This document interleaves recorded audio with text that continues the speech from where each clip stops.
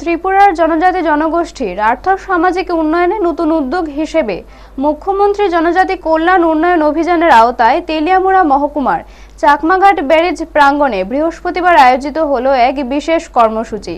এদিন প্রায় 2000 জনজাতি বস্ত্র বুনন শিল্পীর হাতে বিনামূল্যে সুতা তুলে দেওয়া হয়। এই দিনের এই অনুষ্ঠানে উপস্থিত ছিলেন সাংসদ রাজীব ভট্টাচার্য, জনজাতি কল্যাণ দপ্তরের মন্ত্রী বিকাশ দেববর্মা, রাজ্য বিধানসভার মুখ্য সচেতক কল্যাণী সাহা রায়, বিধায়ক পিনাকি দাস চৌধুরী সহ আমন্ত্রিত অতিথিরা। সরকারি এই কর্মসূচির মাধ্যমে বিশেষ করে জনজাতি মহিলা বুনন শিল্পীদের হাতে সুতা তুলে দেন উপস্থিত অতিথিরা। এর ফলে গ্রামীণ এলাকা ঐতিহ্যবাহী বস্ত্র বুনন শিল্পের সঙ্গে যুক্ত পরিবারগুলির জীবিকা আরও সুদৃঢ় হবে বলে মনে করা হচ্ছে।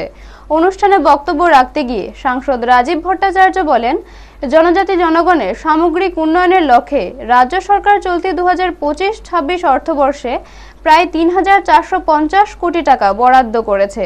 শিক্ষা, স্বাস্থ্য ও মৌলিক অধিকার রক্ষায় এই অর্থ ব্যয় করা হবে বলেও তিনি জানান। তার কথায়, অতীতে জনজাতি জনগণের উন্নয়নে তেমন উদ্যোগ দেখা যায়নি, তবে বর্তমানে উন্নয়নমূলক বিভিন্ন প্রকল্প বাস্তবায়নের মাধ্যমে তাদের জীবনমান উন্নয়নের চেষ্টা চালানো হচ্ছে। অনুষ্ঠানে অন্যান্য অতিথিরাও জনজাতি সম্প্রদায়ের উন্নয়নে সরকারের উদ্যোগের প্রশংসা করেন।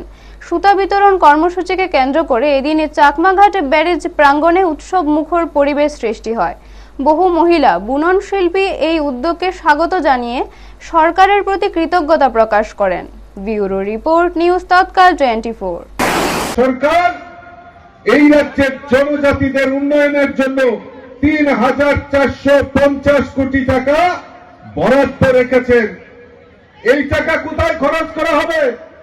এই টাকা খরচ করা হবে জনজাতিদের শিক্ষা, জনজাতিদের পরিকাঠামো উন্নয়ন, জনজাতিদের স্বাস্থ্য, জনজাতিদের আর্থিক এবং কর্মসংস্থান এবং জনজাতিদের কৃষ্টি সংস্কৃতি তাদেরকে পৌঁছে দেওয়ার জন্য আমাদের সরকার সেখানে বাজেটে প্রভিশন রেখেছে।